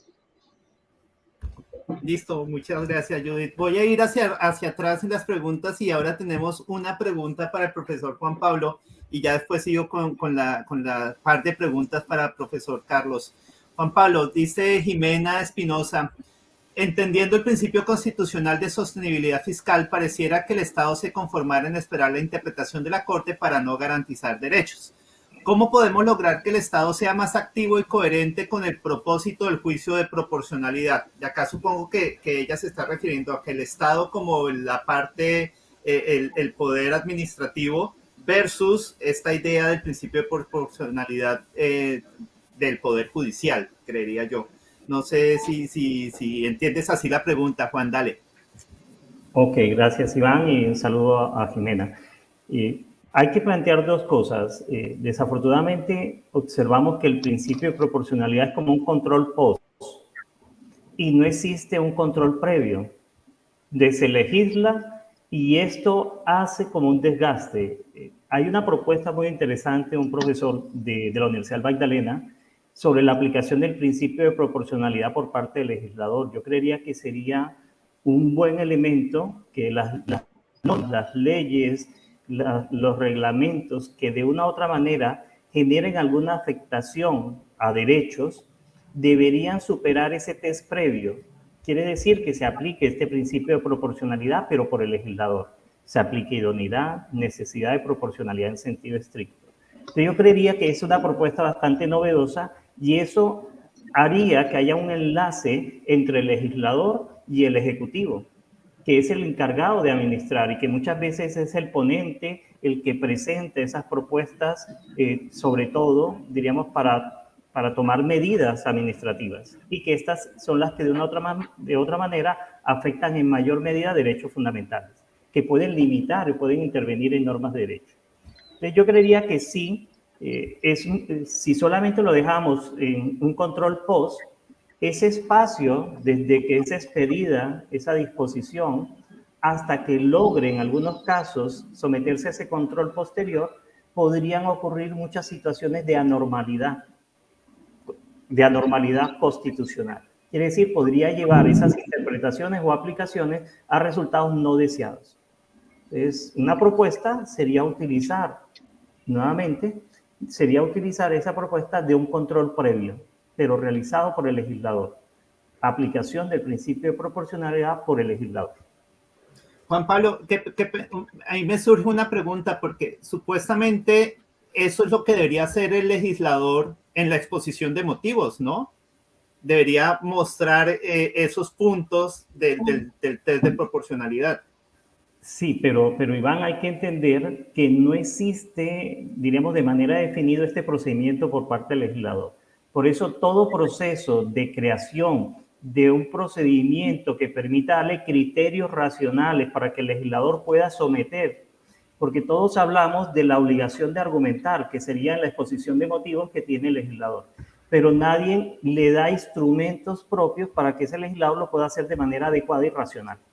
Entonces creería que si la academia, los académicos, tendemos a plantear, diríamos, procedimientos, criterios, reglas, podemos prescribir recomendaciones para hacerle la vida, entre comillas, más fácil y que después se pueda evaluar de mejor manera. Entonces creería que lo novedoso sería dotarlo de herramientas argumentativas para que ese debate debe ser un debate racional en derecho.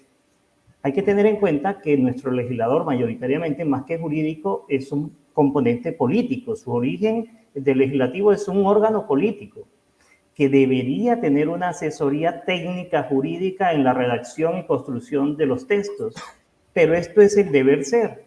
Entonces, observamos, después que analizamos mucha producción normativa, que estas no cumplen a veces ni con los mínimos que deberían tener para poder realizar una interpretación adecuada. Y ahí es donde vienen los problemas, no solo de interpretación, sino de aplicación. Listo, muchas gracias, Juan Pablo. Jimena complementa y me corrige como, sí, efectivamente la exposición de motivos no es ni vinculante ni obligatoria y parte de la propuesta es justamente hacer un procedimiento un poco más racional, como dice Juan Pablo. Listo, voy a pasar a un par de preguntas que hay para Carlos, una pregunta, digamos, más teórica y otra pregunta más de opinión personal, llamémoslo así. Carlos, te pregunta Erwin que si cree usted si la teoría de Luhmann sobre los movimientos de protesta como paradojas del sistema social se pueden entender como una función latente de las conciencias colectivas débiles de la modernidad. Esa es una pregunta. Y la otra es, ¿qué opinión tiene? Iván, hagamos esa primero. Ah, bueno, dale. Sí, entonces para que el público no se pierda respecto a la pregunta. Pero yo antes quiero tomarme 30 segundos para decir algo. En este tipo de eventos, en este encuentro que vamos a tener en varias ocasiones semestralmente, le digo a los estudiantes que ellos van a ser protagonistas y hoy han sido protagonistas. Quiero destacar que la estudiante Ximena Espinosa, que ha estado interviniendo en este debate, en estos diálogos y debates del área básica, es una estudiante que le acaban de dar la mención honorífica. Su tesis ha sido laureada, su tesis como estudiante de maestría en Derecho, ya ella es una máster en Derecho, y hay que también reconocer que no solamente las intervenciones que hemos compartido hoy por parte de ustedes han sido excelentes. Estoy realmente muy contento de hacer parte de este grupo y de tener la posibilidad en la vida, como ha dicho el profesor Germán Sandoval, somos pocos los que podemos formarnos y somos también muy pocos los que podemos dedicarnos a esto, y tenerlos a ustedes como compañeros me hace sentir muy orgulloso después de haberlos escuchado en sus interesantes intervenciones. Pero nuestros estudiantes son también protagonistas. Erwin Palomino ha realizado una pregunta. Erwin Palomino, además de Ximena, es otro estudiante destacado que conozco y ha hecho una pregunta que yo leí antes quise hacer la tarea de leer las preguntas y no solamente tiene razón, sino que resulta que la pregunta de Erwin, que sencillamente se resume en esto, ¿será que algo de lo que, una de las consecuencias que no se buscaban, pero que se consiguen en la sociedad, es que en los movimientos sociales encontremos como una salvación, una sanación, un sentirnos todavía comunidad cuando ya no existe comunidad? Y lo que me impresiona de su pregunta, aunque no sé si Erwin, yo lo conozco muy bien, yo sé que él es de los que prepara cada actividad a las que asiste, no sé si él leyó esto, creo que es poco probable, pero en este libro que se llama La Sociedad de la Sociedad de Niklas Luhmann, en la página 675 hay un pie de página. Luhmann en la parte de arriba está diciendo que es cierto, los movimientos sociales están creando una cierta sensación de encuentro que ya la modernidad no permite, de encuentro con lo otro. Y ese encuentro con lo otro incluso podría tener una dimensión religiosa de sanación, de salvación. Pero en el pie de página, Luhmann comenta que él leyó una tesis doctoral de un estudiante de la Freie Universität de Berlín. O sea, él lee en 1995 esta investigación que se titula Systemtheorie und soziale Bewegungen, o sea, teoría de sistemas y movimientos sociales, y un subtítulo que dice Eine systematisch-kritische Analyse, un análisis crítico sistemático, escrito por Kai Uwe Hellmann. Estoy en la pie de página 453 de la obra La Sociedad de Niklas Luhmann. En ese pie de página dice Luhmann: este estudiante de doctorado, Kai Uwe Hellmann, ve aquí, en este tema de la cierta sanación que tiene un movimiento de protesta, una función latente de los nuevos movimientos sociales, a diferencia de la función manifiesta de sus fines. De pronto el movimiento social de Greenpeace por la salvación del planeta, o el de Greta Thunberg por la salvación del planeta, puede crear una sensación de comunidad. Esto nuevamente al profesor Germán lo llamo en atención porque esa sensación de comunidad es una sensación propia de Latinoamérica. Él es mexicano, no hay país latinoamericano más que busca la sensación de comunidad en su pasado que México. Entonces él dice, podría suponerse, como es frecuente en los sociólogos, que la función latente sea la verdadera función. O sea, lo que Erwin acaba de preguntarnos, Luhmann insinúa en un pie de página 453, la obra La sociedad de la sociedad, insinúa que posiblemente esa sea realmente la función que cumplen los movimientos sociales. Ahora, quiero dejar claro antes algo, y no sé, profesor Iván, ¿puedo tomarme 2 minutos más? Sí, 2 minutitos, Carlos. 2 minutos me tomo más. Algo que quiero dejar claro, la protesta social, los movimientos sociales no son la oposición. Desde el punto de vista de la teoría de los sistemas sociales de Luhmann, la oposición hace parte de la política, del sistema político. Los movimientos de protestas no son la oposición. Los movimientos de protesta no hacen parte del sistema político porque están diferenciados de ellos. De hecho, ellos recurren a medios que no son los tradicionales de los sistemas políticos, porque hay una urgencia en sus demandas. Entonces, en últimas, la función del movimiento de protesta, desde este punto de vista sistémico, es la de reacentuar en operaciones de la sociedad la negación de la sociedad. Esa posibilidad de que la sociedad se pueda negar a sí misma es una posibilidad moderna. Entonces, así como aceptamos el capitalismo como un sistema económico moderno de las estructuras económicas de la modernidad, hay que aceptar la protesta social como una estructura social que es necesaria para que exista el capitalismo. No hay capitalismo sin movimiento de protesta. Ahora, el movimiento de protesta nace básicamente en el siglo XIX, porque ya había nacido antes, pero se formaliza en el siglo XIX como un ataque a ese sistema. Lo que trato de decir es que en la sociedad moderna se da una paradoja sistémica, y es que ese tipo de sociedad se produce y reproduce constantemente dentro de ella la posibilidad de su negación. Y esa posibilidad de negación es el grado alto de complejidad propio de sociedades en las que cada quien piensa lo que quiere, cada quien está de acuerdo con lo que quiere y cada quien puede decir si está de acuerdo o no con la protesta social. Pero sin protesta social no hay capitalismo y no hay modernidad.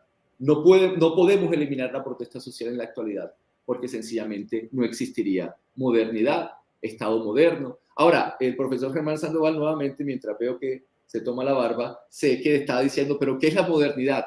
Me refiero a esas pequeñas conquistas liberales burguesas del principio de legalidad de los delitos y las penas, de la división de los poderes, de la necesidad de un debido proceso, de un contradictorio y demás. De resto, sí, el profesor Sandoval lo tiene claro, son simplemente formas sociales que se introducen, pero que no significan nada porque la vida social se maneja en otra dimensión. No sé si y justamente, Carlos, o sea, ya que nombras a Germán, hay una pregunta que yo creo que es perfecta para Germán y para Judith, y ahorita tengo otra que es perfecta para Carlos y para Juan Pablo. Germán y Judith, acá hay una pregunta que dicen, el poder o las relaciones de poder o lo que sea el poder en 1991, no solo no incluyó el agua como derechos fundamentales, sino que la privatizó y luego lo ratifica en la ley 142. ¿Ustedes creen que eso es un síntoma del modelo económico en contradicción con el derecho? No escuché bien la pregunta, o sea, escuché hasta 1991. Bueno, que el poder en 1991 no incluye el agua como derecho fundamental y no solo no la incluye, sino que la privatiza. ¿Listo? Y esto es ratificado por la ley 142. La pregunta puntual es si consideran que esto es un síntoma del modelo económico en contradicción con el derecho, teniendo en cuenta que pareciera que no hay distinción entre esas dos cosas, o si son dos cosas que se oponen, o cuál sería la relación que veo yo aquí, por ejemplo, entre derecho, poder y economía. Es un tema grandísimo. ¿Quién hace la pregunta? Jorge Escorcia. Sí, Jorge Escorcia. ¿Es estudiante? No sabría decir. No. Es un Bueno, televidente. Sí, no, porque es que resulta que hay un error conceptual. No se privatizó el agua. En Colombia no existe la privatización del agua. No existe. De hecho, la inmensa mayoría de los colombianos se sirven de empresas públicas. Y en ninguna parte de la ley dice eso. La Constitución, en el artículo 365, dice que los servicios públicos son inherentes a la finalidad del Estado y que podrán ser prestados por el Estado o por los particulares. Pero resulta que en ese proceso de transición, las EPM de Medellín no se transformaron, en Cali no se transformó, Acueducto de Bogotá no se transformó, y Barranquilla, que es modelo de toda esta transformación, ya se había transformado como una necesidad, y lo que tiene de participación privada es en la gestión, pero el acueducto de Barranquilla es de Barranquilla, y las aguas en Colombia son públicas, como lo establece el Código Civil. Es un error conceptual. Gracias, Judith. A mí me gustaría ir un poco más al punto de la charla, en donde, de la que contemplo un asunto menos legal, en el sentido de cómo se utilizan esos vacíos, ¿no? Definitivamente no estamos hablando de la privatización del agua.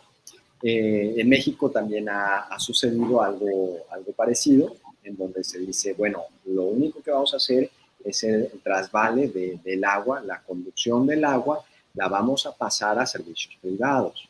La concesión de exploración y de distribución del agua la estamos pasando a privados. Que lleguen con los fines específicos de las concesiones, eso es otra cuestión, pero el agua sigue siendo de uso general, de uso público, exacto. Sin embargo, todos sabemos que los abogados, las abogadas, vivimos de una sola cosa, y es de rellenar vacíos en la norma. Buscar vacíos en la norma y comernos los vacíos de la norma. A eso se dedica el abogado, la noción de la abogacía. Y justamente el ejercicio político de la economía política y de los discursos de la interrelación de servicios y recursos naturales entre centro y periferia, pues provienen de estos vacíos y estas pequeñas lagunas o ambigüedades, que no son lagunas por... me queda claro que la mayoría de los políticos que se encuentran representándonos, sea en Colombia, en México e incluso en Estados Unidos, su capacidad jurídica es muy limitada y su perversión es muy amplia. Bajo esas propias lógicas, su ignorancia se presume con buena fe, pero la perversión de sus propios intereses es donde se manifiesta su mala fe. Sin embargo, en esa propia lógica de, como diría Achille Mbembe, ya no hay una representación de un gobierno de lo público, sino más bien una comprensión de un gobierno de lo privado. Y no me refiero a un gobierno de lo privado a la privatización, sino un gobierno que establece las rutas de creación de normas ambiguas, ineficaces, que pueda gestionar justamente, como decía Agamben, ese espacio, esa noción de vacío, en donde ese es un campo en donde puede el Estado literalmente mandar un contenido jurídico para hacerlo parecer por otro. Definitivamente no estamos hablando de privatización, pero la participación de activos que privatizan la distribución de esa agua, pues puede terminar en la no distribución pública y el incremento de esas propias condiciones materiales. Y el decremento, por supuesto, como ocurre en México, de los mantos acuíferos, a pesar de las regulaciones constitucionales. Entonces, para terminar como conclusión, la noción del agua, la noción de la tierra, son ejemplos específicos en cómo esa colonialidad del poder está introducida dentro de las propias constituciones o vacíos constitucionales para crear y conducir un ejercicio de economía política global, que es justamente el problema de la biopolítica y para nuestra zona del no ser del tercer mundo, necropolítica. si entiendo bien, Germán, entonces sería algo así como que legalmente, jurídicamente no está privatizado, pero de hecho está privatizado. Podríamos decirlo de esa manera. Es como una omisión que permite una permisión, ¿no? Okay. Es una omisión creada ad hoc para que funcione en una determinada construcción. De hecho, en algunos otros documentos, en alguna parte de mi investigación, les llamo prohibiciones permisivas. Listo, Germán. Bueno, sigamos con las preguntas. Tengo una, no es técnicamente una pregunta como tal, pero se puede entender como en estos dos sentidos. Iría para Carlos y para Juan Pablo. Tenemos estos movimientos sociales y la idea de los movimientos sociales es lograr un cambio. ¿Listo? Una de las cosas que sucede es, y pregunta Luis Enrique, si cuando se logran ese cambio no se está justamente satisfaciendo las necesidades de esos que ejercen su derecho a la protesta. Entonces la idea sería que justamente el movimiento social busca un cambio y cuando gana, logra el cambio y ya no debería haber más lugar a movimiento social. Esta sería como para Carlos. Ahora, la otra cara sería como Juan Pablo. ¿Qué pasa cuando este movimiento social busca un cambio, logra un cambio, pero ese cambio no es constitucional? Digamos, el cambio, el movimiento social que busca la penalización, la pena perpetua para violadores de niños. Y logra el cambio, se hace el cambio legislativo y no es constitucional. En ese sentido, por ejemplo, el principio de proporcionalidad podría entenderse como un control a la inconstitucionalidad de la Constitución, a estos cambios inconstitucionales. Ok, no sé si Carlos, ¿cómo nos organizamos? Comienza tú, Juan Pablo, porque quiero buscar un pasaje acá. Comienza tú, Juan Pablo. Okay. Bueno, hay algo importante, es plantear que el principio de proporcionalidad es un criterio metodológico, no es una regla en sentido estricto, no es un filtro ni un procedimiento imperioso, sino que es un procedimiento metodológico que le sirve al que toma decisión, en la mayoría de los casos, los tribunales constitucionales, cuando someten a juicio de constitucionalidad una disposición, una norma o en otros procedimientos. ¿Qué es lo que hay que identificar si se logran esos cambios a través de procesos inconstitucionales? Tú mismo lo habías mencionado, un poco el fenómeno que conllevó al cambio constitucional en el 91, parte de un presupuesto inconstitucional, donde, diríamos, la voluntad expresada, no vinculante de una parte de la población, en una votación donde tampoco, diríamos, tendría asidero o cabida ese grupo, y cómo generó un cambio que la Constitución del 86 no había planteado, no tenía dentro. Entonces, sí, los movimientos sociales pueden generar cambios aun cuando estos estén en contra de la Constitución vigente del momento. Lo que hay que entender es, más allá del texto constitucional, es la interpretación. Las constituciones tienen que ser vivientes y ese es el concepto contemporáneo de constitución. Las constituciones tienen que adaptarse a las necesidades sociales y no puede existir un legalismo, un textualismo tan rígido que impida, diríamos, que esa carta viva que debe ser, y las constituciones, permitan satisfacer las realidades sociales de sus asociados. Entonces, si partimos del presupuesto de la voluntad de la Asamblea General, la voluntad de la comunidad, de los ciudadanos, del constituyente primario, pues tiene la justificación que se le hizo en su momento por parte de la Corte Suprema de Justicia cuando legitimó la votación en ese movimiento, diríamos, de la séptima papeleta que surge a través de esa pregunta, que no tenía carácter vinculante y que posteriormente, a través de la interpretación que hace la Corte Suprema, Sala Constitucional, plantea que sí es vinculante. No hay que tener temor cuando se hacen interpretaciones siempre y cuando éstas estén debidamente justificadas y amparadas en una discusión racional y jurídica que pueda ser sometida a un escrutinio general.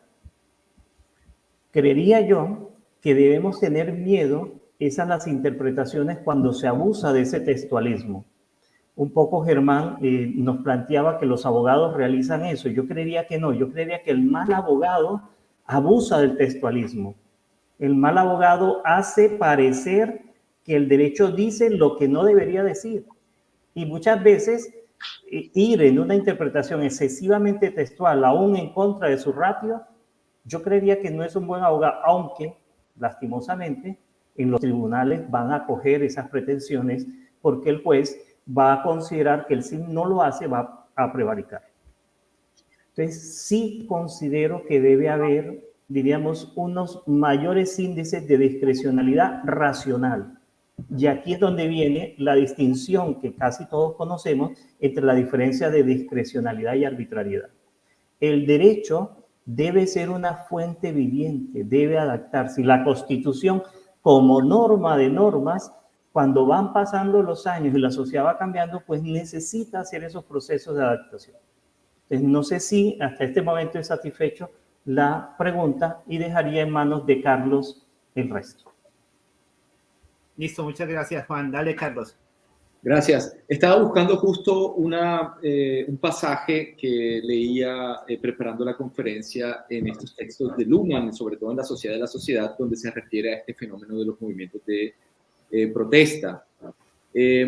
Y tal como dice la pregunta, resulta interesante porque, claro, no solamente la protesta social puede llegar a modificar un texto normativo, no solamente puede llegar a obtener conquistas históricas, es que también puede llegar a poner a representantes del movimiento de protesta en la política, a obtener cargos públicos. Quiero leer un pasaje de este texto. Dice: el tiempo del movimiento de protesta no es el tiempo de los medios de masas. En caso de fracasar, el movimiento se desvanece en espera de un momento más favorable. Pero en caso de éxito, incluso el manejo simbólico del peligro y del remedio se desplaza a sistemas funcionales y a sus organizaciones. Como resultado de este movimiento, se ganan algunas plazas en la administración y en algunos casos excepcionales. ¿Por qué nombro esto? Porque es el caso de Europa y de Estados Unidos, también de Latinoamérica, muestra cómo senadores políticos llegaron allí a partir de movimientos de masa, de movimientos de protesta en los que ellos aparecían a favor, por ejemplo, de la legalización del aborto o de la defensa del medio ambiente. Entonces aparecen los partidos verdes. Esos partidos verdes, por ejemplo, en Europa, todos venían de movimientos de protesta, en la gran mayoría de movimientos de protesta. Entonces, claro, a la pregunta que hace el estudiante Luis Chávez es, sí, hay un carácter efímero del movimiento de protesta porque tanto su radicalidad como su deficiencia llevan a que él vaya desvaneciéndose. Sin embargo, existen unas consecuencias, como usted ha dicho, no solamente de que se tenga en cuenta lo que se pide y por tanto ya no hay más movilización social, porque también vienen consecuencias en cuanto a la estructuración del poder. Entonces aparecen ahora figuras minoritarias y eso me parece fundamental para entender las democracias contemporáneas. Las minorías deben tener representación política porque ellas son las que aumentan la complejidad en las ideas de las sociedades. La disminución de la complejidad significa tiranía, significa dictadura, significa elimino al otro, significa desconocimiento de la alteridad, significa colonialismo, significan figuras que ya conocemos y que son en las que todavía nos mantenemos. Hay que apostarle a la alteridad. Listo, Carlos. Digamos que creo que entendí una partecita, a ver si la entendí bien. Sería algo así como, en mis palabras lo podría decir, cuando el representante de estos movimientos de protesta es cooptado por el poder político, pareciera como que desactiva a sí mismo el poder, digamos, el movimiento como tal.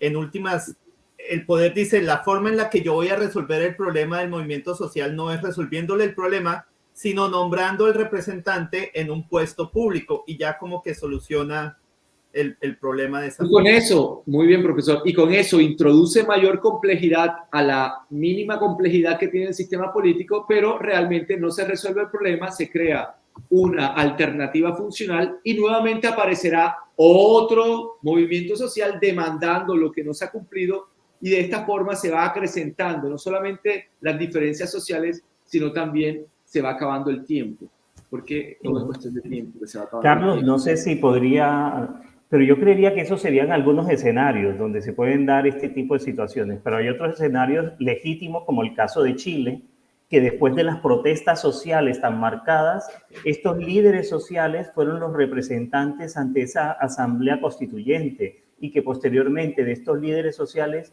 es que han surgido personas independientes a ocupar cargos como la alcaldía de Santiago y demás. Usted creería que no podemos homogenizar o generalizar porque existen otros escenarios y el caso chileno es un caso muy representativo, muy cercano a nosotros, a nuestra realidad. Correcto.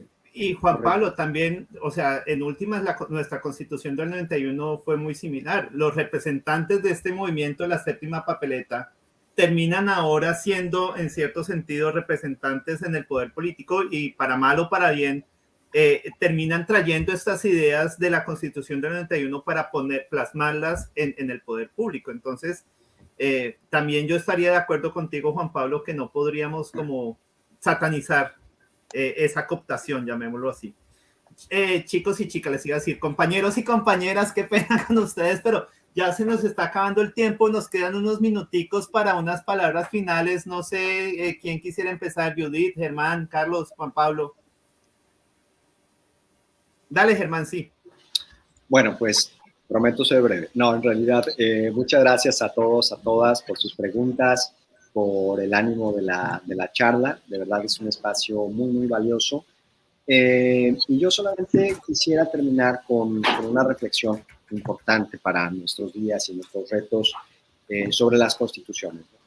Una constitución en el sentido liberal se debe sentar en un aparato democrático, pero no debemos conformarnos con democracias de baja intensidad. Y para no tener democracias de baja intensidad, pues no hay que caer ni en populismos ni en radicalizaciones. Justamente a eso vienen los estudiantes, a saber, a aprender con H y a ser críticos justamente sobre su realidad. Por eso empezaba de esa manera la charla. ¿Es una mera aspiración la Constitución o es una realidad?